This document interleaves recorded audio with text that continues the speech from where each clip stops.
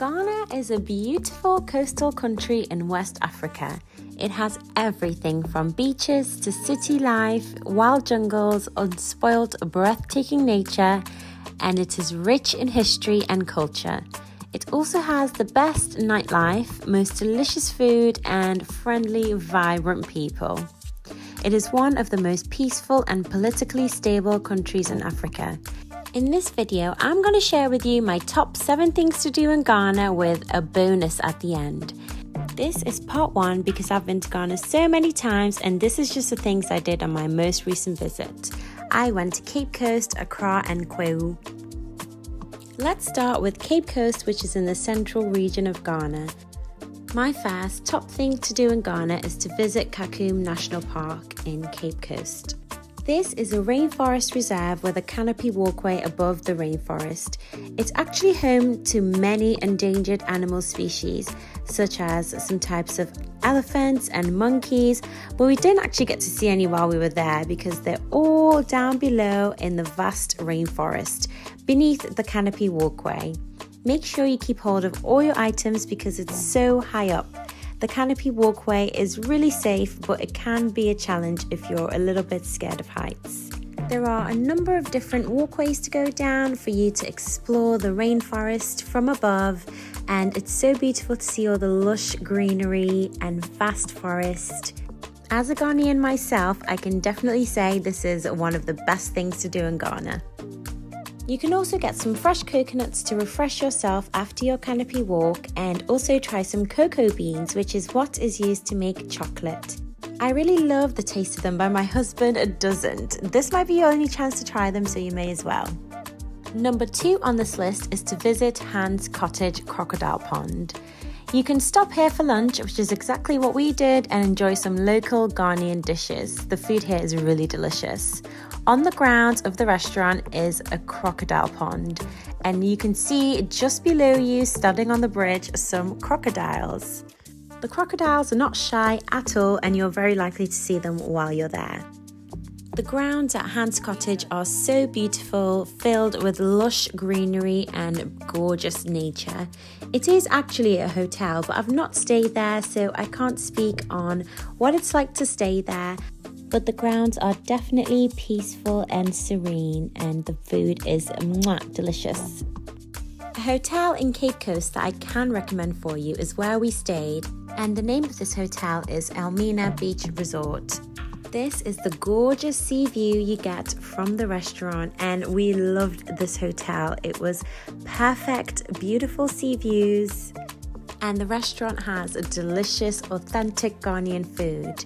It does have a pool at this hotel, but we didn't have any time to go ahead and use it, but there it is. And the rooms were so comfortable and nice. It's a really big resort, so it's quite spacious. You can get quite lost, but it is so beautiful, and the staff are so friendly and can't do enough to help you. One of the nights that we were staying there, they had this bonfire on the beach, and it was beautiful to enjoy a few drinks while watching it. Staying in Cape Coast, number 3 of my top things to do in Ghana is to visit Elmina Castle. This castle is a UNESCO World Heritage Site. It is a place of immense sadness due to the part it played in the transatlantic slave trade. However, it is so important to learn about the history of Ghana and what happened here while you are in Ghana. The tour guides are so knowledgeable, they know so much about the history of this place. We learned so much about Ghana during this tour. Even as a Ghanaian, I didn't know some of these things. And although it was really emotional and quite upsetting at times, I really do think it's a must-do while you're in Cape Coast. Also, on the top terrace of Elmina Castle, you get these breathtaking views of Cape Coast, and you get to see the sea. It's really so beautiful. If you're enjoying this video and you like this kind of content, go ahead and subscribe. It really helps out my tiny little channel, and I really appreciate it. In this trip to Ghana, Cape Coast is the first place that we headed to. So after our trip to Cape Coast, we got in the car and headed back to Accra. Accra is the capital city of Ghana and where the international airport is located. Cape Coast is only a few hours away by car, and I would definitely recommend making the trip down there. Once you're in Accra, my fourth top thing to do in Ghana is the Black Star Square, also known as the Independence Square. It's a must-do while you're in Ghana, and it's actually the first time I'd been there when I went this trip. It's an iconic spot and the grounds are beautiful. If you can, you should add the Kwame Nkrumah Memorial Park and Mausoleum here because it's really close by. But however, when we went to Ghana, it was closed for renovations and we weren't able to visit. You can also climb the Black Star Gate, and this is the view from the top. It's a gorgeous bird's eye view and you can see the sea. It's a completely free activity to do in Ghana, and this place signifies Ghana's freedom from British rule. There's plenty of space to park in this little area and it's quite a nice trip out.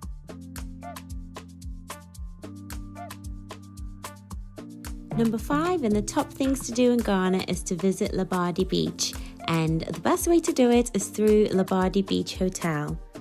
If you're looking for somewhere to stay in Accra, this hotel is a fabulous place to stay. However, you can also just visit for a fun day out. It's always so much fun at the pool, and you don't have to be staying at the hotel to be able to access this. It's also got a great restaurant in the hotel and a perfect, lovely drinks. The pool service is also fantastic. From this resort, you can get direct access to Labadi Beach, where you can enjoy the sea or a nice seaside horse ride. There are also amazing local snacks you can try here on the beach. Don't miss out on the kebabs. Number 6, top thing to do in Ghana is Sandbox Beach Club. This oceanfront beach club is such a good vibe. The place is beautiful. It's got the poolside, which is over there, and you can also just come here for drinks. You can get all dolled up and have a little bit of a night out here. The music is great, it's so picturesque, and everyone is just here to have a good time. I have to say though that the drinks here are so expensive for Accra prices. Everything is really going up, but it is worth it because it's such a good atmosphere in this place and the views are fantastic. It's definitely got that luxurious feel to it. The pool is an infinity pool. I mean, there's no entrance fee, so it's good in that way. It's got this kind of like rustic vibe, however, still very modern, very romantic and dreamy with how they've decorated it all. And when the wind blows through like the curtains or fabrics, whatever they've got, it just is such a vibe, you guys. We were just here for hours. We didn't even realize the time going. The service is really good. We kept having more and more drinks. The atmosphere changed as the day went on, from like a beach club vibe in the day to more of like a bar party vibe as the evening went on and more people turned up. I forgot to film the bathrooms, but the bathrooms here are also really nice. I literally could not stop filming, like the videos aren't doing it any justice. It was so beautiful and surreal when you were there. Before I get into the last 2 things for this video, I just want to do a reminder that this is just a part 1. We haven't even got to the north of Ghana, which has so many fantastic things to do. And even within Accra, there are so many things, so there will definitely be a part 2.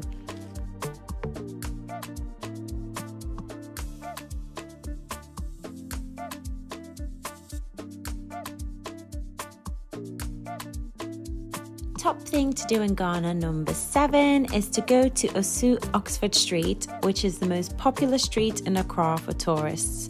There are so many great things to do here, but specifically I recommend Frankie's to try some authentic Ghanaian food, and Cloud9 Lounge, which has this amazing view of the street and a lovely vibe. For making it to the end of this video, you get my bonus tip, which is to make sure that if you are visiting Ghana in Easter time, which is a really popular time to go to Ghana, you need to make sure that you create some space to visit Kwahu. Kwahu is in the eastern region of Ghana, and every Easter there is a paragliding festival which attracts so many Ghanaians and tourists coming from all over to join in the festivities. The drive from Accra to Kwahu is so picturesque. I've included here some videos along the way. You can pick up a lot of artifacts and souvenirs and lots of things along the way. You can also see a bit more of the traditional side of Ghana and some of that lush greenery and beautiful nature.